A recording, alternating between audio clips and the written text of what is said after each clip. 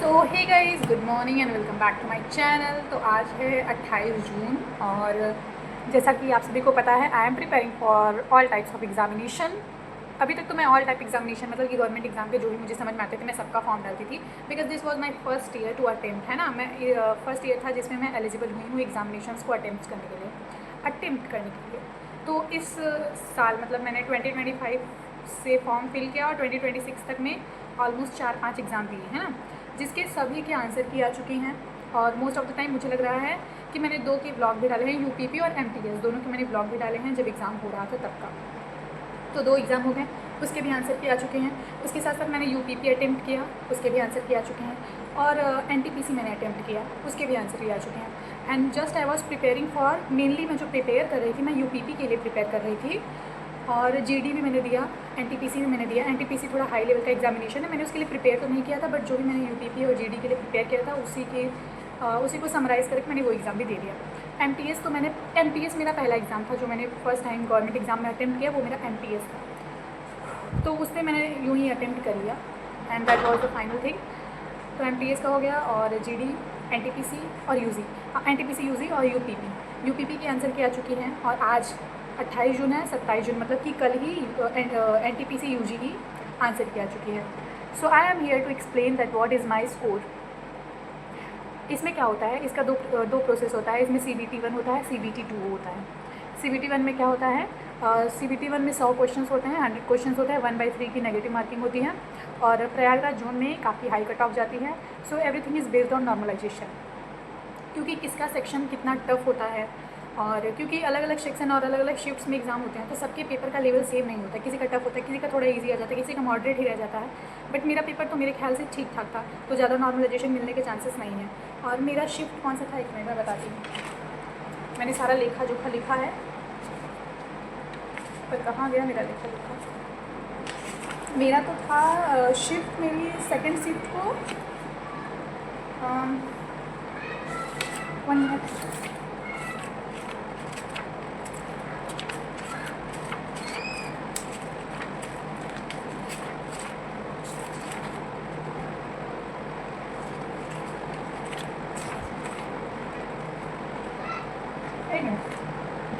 This is I have all the, मैंने जितने भी फॉर्म फिल किए थे ना उन सभी के, किसी के एडमिट कार्ड है मेरे पास, तो किसी के फॉर्म जो मैंने फिल किए थे वो सब कुछ मेरे पास बचा हुआ है।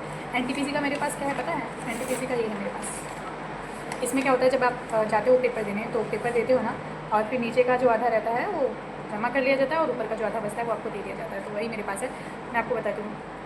हाँ, मेरा 13 जून 2026 को थर्ड शिफ्ट थी। थर्ड शिफ्ट का टाइमिंग था 3 बजे से 4 बजे तक, 1 घंटे का पेपर था। 90 मिनट के टाइमिंग के था।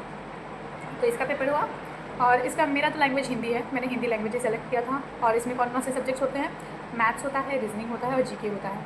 जिसमें मैथ्स में 30 क्वेश्चन आते हैं, रीजनिंग में 30 क्वेश्चन आते हैं, बट जीके में कितने क्वेश्चन आते हैं, 40 क्वेश्चन आते हैं। तो जो मैथ्स के 30 क्वेश्चन थे उसमें से मैंने 22 क्वेश्चन अटेम्प्ट किए थे, 8 क्वेश्चन नहीं अटेम्प्ट किया था क्योंकि 1/3 की नेगेटिव मार्किंग थी। उसके बाद जो मैंने 22 क्वेश्चन अटेम्प्ट किए थे उसमें से मेरे 2 क्वेश्चन गलत थे मैथ्स के। ओवरऑल मेरा 20 क्वेश्चन 30 में से सही था मैथ्स में। रीजनिंग में 30 क्वेश्चन थे, इसमें से मैंने 3 अटेम्प्ट नहीं किए थे, 3 ही क्वेश्चन थे जो मैंने अटेम्प्ट नहीं किए थे। मतलब ओवरऑल मैंने 27 क्वेश्चन अटेम्प्ट किए थे, उसमें से भी 4 गलत थे। तो इस हिसाब से मेरे 23 क्वेश्चन रीजनिंग में सही है, ठीक है। तो 30 आउट ऑफ मेरे मैथ्स में जो सही हैं वो हैं 20 और इधर जो सही है वो है 23। ओवरऑल नेगेटिव मार्किंग की वजह से हम लोगों को कम अटेम्प्ट करना पड़ रहा था। हम लोगों का मतलब जो भी अटेम्प्ट कर रहे होंगे सबका अपना अपना माइंड सेट है उनके। उसके बाद में 40 क्वेश्चन जीके के थे, जिसमें से मैंने 6 नॉट अटेम्प्ट किया था। बट जीके मैंने यही गलती की, मुझे जीके में और नॉट अटेम्प्ट करना चाहिए था और हिंदी और रीजनिंग और मैथ्स को थोड़ा बढ़ा देना चाहिए था। But there was no strategy about NTPC. मेरा कोई स्ट्रैटेजी नहीं था कि मैं एनटीपीसी को इस तरीके से अटेम्प्ट करूँगी। वो तो मेरी देने की इच्छा नहीं थी, लेकिन मैं फिर भी दे दी। क्या है ना, फॉर्म फिल किया था मैंने, तो मैंने सोचा कि दे देते हैं, क्या करना है। उसके बाद मैंने जो 40 क्वेश्चन थे जीके के उसमें से मैंने 6 नॉट अटेम्प्ट किया, 11 जिसमें से 11 मेरे गलत हो गए। 40 क्वेश्चन थे, ओवरऑल 40 क्वेश्चन थे, 40 में से मैंने 6 अटेम्प्ट नहीं किया, बचे 34 क्वेश्चन और 34 में से मेरे 11 गलत हो गए हैं। तो इस हिसाब से मेरे 23 क्वेश्चन इसमें भी सही हैं, 20, 23 ओवरऑल मेरे 66 क्वेश्चन सही हैं। सब क्वेश्चन 1 मार्क्स का था, तो 66 मार्क्स मेरे बन गए, ठीक है। क्योंकि मेरा 66 ओवरऑल हो गया। 66 1/3 की नेगेटिव मार्किंग थी, इस हिसाब से मुझे ओवरऑल 60 मार्क्स मिल रहे हैं। और जबकि मैंने 17 क्वेश्चन नॉट अटेम्प्ट किया था, तो नॉट अटेम्प्ट का तो कोई वो नहीं था, बट जो मैंने गलत कर दिया है उसके बेसिस पे मेरे मार्क्स 5 नंबर कम हुए हैं। मतलब ओवरऑल जो मुझे 66 मार्क्स मिल रहे थे उसमें से मुझे 60.39 के अराउंड मार्क्स मिल रहे थे। I will show you my score card also. So ये था मेरा NTPC UG का जो भी प्रोसेस था। By the way NTPC UG मैं इसको नेक्स्ट टाइम फिर अटेम्प्ट करूँगी, I am very sure about it. मुझे ये अटेम्प्ट करना है।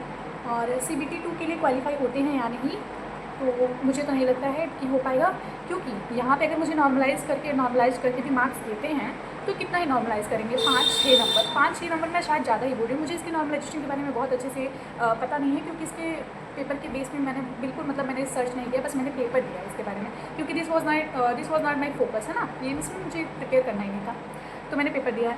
तो इसके बारे में कितना नॉर्मलाइज़ करेंगे, कितना किस बच्चे को मिलेगा, कितना किस शिफ्ट को मिलेगा, ये मुझे कंफर्म नहीं है। तो जो आफ्टर ऑल जो फाइनल रिजल्ट आएगा नॉर्मलाइजेशन के बाद, जो CBT 2 के लिए क्वालिफाई होंगे, उसमें जो रिजल्ट आएगा वो बताएगा कि कौन क्वालिफाई है कौन नहीं। और जैसा कि मैं प्रयागराज जोन से हूँ तो आई एम श्योर कि मेरा तो पता नहीं, आई डोंट नो। तो नॉर्मलाइजेशन मार्क्स अगर मिलता है 5-6 मार्क्स, और अगर कट ऑफ डाउन जाती है तो मे बी, और अगर मे बी हो भी जाता है तो मुझे पता है कि मैं CBT 2 अटेम्प्ट करूँगी। 17 सितंबर को CBT 2 है, पर मेरा होगा नहीं, मुझे कंफर्म है। CBT 2 17 सितंबर को, तो अभी बहुत कम गैप है और मैं तैयारी करने नहीं वाली हूँ, क्योंकि मुझे अब जो तैयारी करनी है I want to prepare for mainly CGL। But जैसे कि हम लोग तो ग्रेजुएट है नहीं अभी, तो CHSL अंडर ग्रेजुएट में आता है, मतलब कि जो 12th पास हैं वो लोग CHSL की तैयारी कर सकते हैं, और जो ग्रेजुएट हैं वो CGL की तैयारी कर सकते हैं। तो इस बेसिस पे फाइनली करना तो CGL ही है, लेकिन उसके पहले CHSL ट्राई करते रहेंगे, मतलब एक अटेम्प्ट तो करना ही पड़ेगा ना। तो CHSL का मेरे ख्याल से फॉर्म आने वाला है, जुलाई अगस्त के अराउंड आएगा, और वही सितंबर अक्टूबर के अराउंड एग्ज़ाम होगा, मुझे कंफर्म नहीं है, बट ऐसा ही कुछ है। तो CHSL में इंग्लिश होती है, और चलो ठीक है, वो CHSL के बाद में उसका नया वीडियो बना दूँगी मैं, उसमें कैसे प्रोसेस करने वाला है और व्हाटएवर। और मैंने कौन से एग्ज़ाम अटेम्प्ट किए पता है? मैंने MTS का अटेम्प्ट किया। MTS का मैंने अटेम्प्ट किया, MTS का तो आंसर भी आया, मैंने आंसर की देखा नहीं। आंसर की क्यों नहीं देखा, उसका रीज़न ये था कि मैं MTS के लिए बिल्कुल जागरूक नहीं थी, मुझे पता ही नहीं चला कि आंसर की कब आया और कब चला गया। आंसर की का डेट मेरे ख्याल से 2-3 था, 2-3 दिन का ही डेट था, उतने में वो आया और चला गया, तो मैंने देखा भी नहीं था। उसके बाद मैंने UPP के लिए किया, UPP का तो आंसर किया है, वो मैं बताऊँगी।